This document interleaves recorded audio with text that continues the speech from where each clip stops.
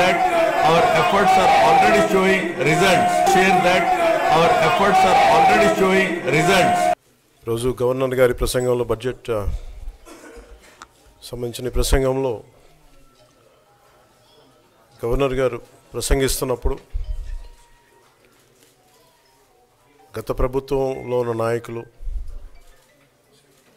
వారి సభ్యులు చాలా హుందాగా గవర్నర్ గారు ప్రభుత్వం తరపున ఆయన సందేశాన్ని తీసుకెళ్తున్నప్పుడు వారు చేసింది ఏమాత్రం సబబుగా లేదు.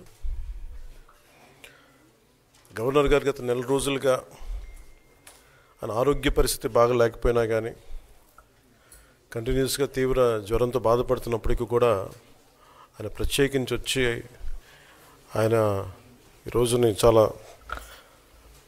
ఘనంగా చాలా బలంగా ఈ మెసేజ్ని ఇచ్చినందుకు ముందుగా గవర్నర్ గారికి మా ప్రత్యేక ధన్యవాదాలు. గవర్నర్ గారి ప్రసంగంలో వైసీపీ అగ్రనాయకత్వం కానీ సీనియర్ నాయకులు కానీ వారి ఎమ్మెల్సీ సభ్యులు కానీ గవర్నర్ గారి ప్రసంగం పత్రులు చించేయడం కానీ లేదంటే వారు ప్రత్యేకించి డిమాండ్ మాకు ప్రతిపక్ష హోదా ఇవ్వాలి అనేది చాలా బలంగా మాట్లాడుతూ వచ్చారు. ఇది అడిగితే వచ్చేది కాదు, అది ప్రజలు ఇస్తేనే వస్తుంది. బేసిక్గా ఒకటి హయ్యెస్ట్ మెజారిటీ ఎవరికి ఉంది వాళ్ళు ప్రభుత్వం ఫామ్ చేస్తారు, వాళ్ళకంటే నెక్స్ట్ స్టేజ్ ఎవరికి ఉంటే వాళ్ళకి ప్రతిపక్ష హోదా ఇస్తారు. అంతేగాని గతంలో మేము ప్రభుత్వాన్ని పరిపాలించాం కాబట్టి మా ప్రతిపక్ష హోదా ఎవరికి ఇవ్వరు. కనీసం జనసేన కంటే కూడా ఒక సీట్ ఎక్కువ వచ్చినా కానీ వాళ్ళకి ప్రతిపక్ష హోదా దక్కేది. ఈ రోజున ప్రభుత్వంలో సెకండ్ లార్జెస్ట్ పార్టీ జనసేన. దాన్ని ప్రజల దృష్టికి తీసుకొద్దాం. వైసీపీ నాయకులు వాళ్ళు చేస్తుంది ఏంటంటే మాకు ప్రతిపక్ష హోదా ఇస్తే తప్ప మేము అసెంబ్లీలో అడుగు పెట్టాం లేదంటే ప్రసంగాలను అడ్డుకుంటాం అని ఇది సరైన మెసేజ్ బయటికి వెళ్దాం. ఇది సరైన విధానం కూడా కాదు. ఇది ప్రజలందరికీ తెలియజేయాలనుకున్నాం. ఇది ప్రతిపక్ష హోదా ఏ పరిస్థితిలో వస్తుందంటే మీకు రూలింగ్ పార్టీ కంటే కూడా అత్యధికంగా ఇంకొక సీట్లు వాళ్ళకంటే మీరు వస్తే దాని తర్వాత స్థానం మీకు వస్తే ఖచ్చితంగా ప్రతిపక్ష హోదా వాళ్ళకే ఉంటుంది. 21 సీట్లు ఉన్న జనసేన 11 సీట్లు ఉన్న వైసీపీకి ప్రతిపక్ష హోదా ఎలా వస్తుంది? మేము వస్తే తప్ప మేము అసెంబ్లీకి రాము, ఇలా గవర్నర్ ప్రసంగాలను అడ్డుకుంటాం అనేది ఇది సరైనది కాదు. ఇది ప్రజలందరికీ కూడా తెలియచేస్తున్నాం ఈ సందర్భంలో.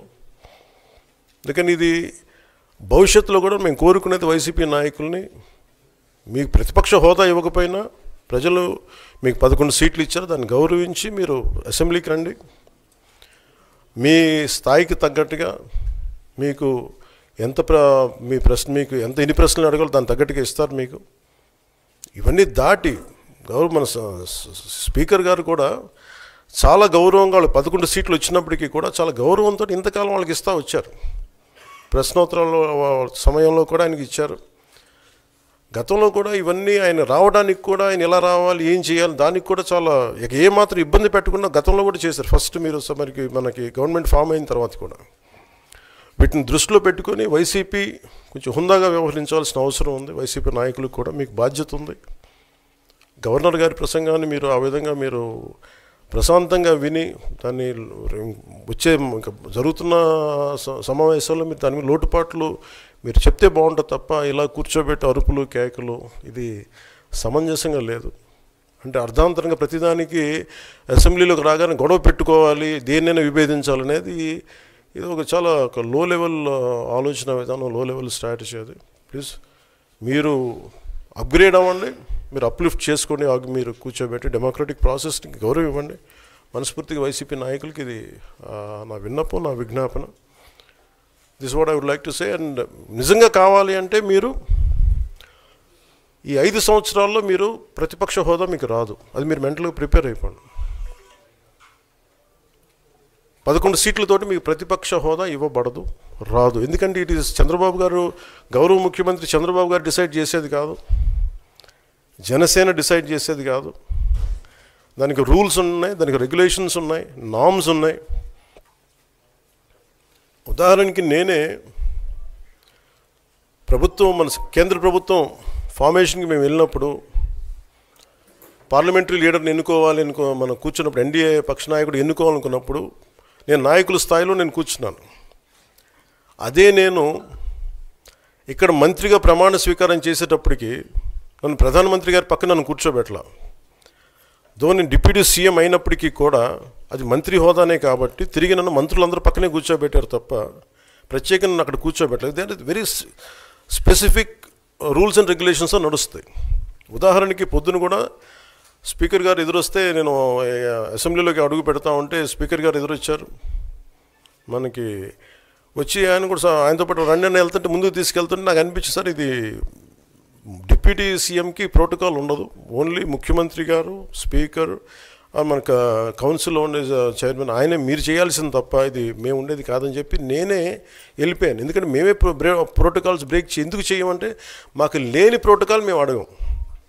అలాగే వైసీపీ నాయకత్వం కూడా గుర్తించాల్సింది, ఇది మీకు హోదా ఇవ్వబడదు. ఇది చంద్రబాబు గారు ఆప్ చేస్తేనే కాదు, ఇది ఎవరు ఆప్ చేసింది కాదు, మీకు ప్రజలు మీకు ఇవ్వలేదు. మీకు అది మీరు దృష్టిలో పెట్టుకొని మీరు ప్రవర్తించాల్సింది మనస్ఫూర్తిగా నేను వారిని కోరుకున్నాను. అంతేగాని వారిని ఎక్కడ అవమానం పరచాలని కానీ వారిని తగ్గించాలని కానీ లేదు. 175 సీట్లు కేవలం 11 సీట్లు ఇచ్చారు వాళ్ళకి.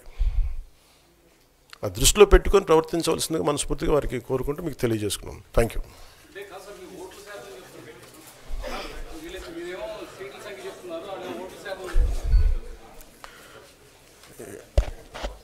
ఫస్ట్ అప్పుడు ఏం చేయాలంటే సార్,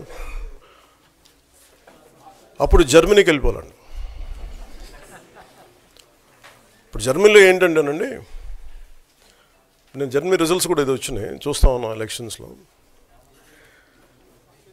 25% వచ్చిన హైయెస్ట్ పర్సంటేజ్ ఆఫ్ వచ్చిన ఓటుకి ఇన్ని ఎంపీస్, ఇంత అసెంబ్లీ స్థానాలు ఉంటాయి వాళ్ళకి. 5% మించి తక్కువ వస్తే 5% ఓట్లు మిగతా వాళ్ళు పంచుకుంటారు. మనకు అలాంటి బెనిఫిట్ మనకు లేదు కాబట్టి మన రాజ్యాంగంలో లేదు. వాళ్ళు మంకుపట్టు పడితే they are free to go to Germany. Thank you.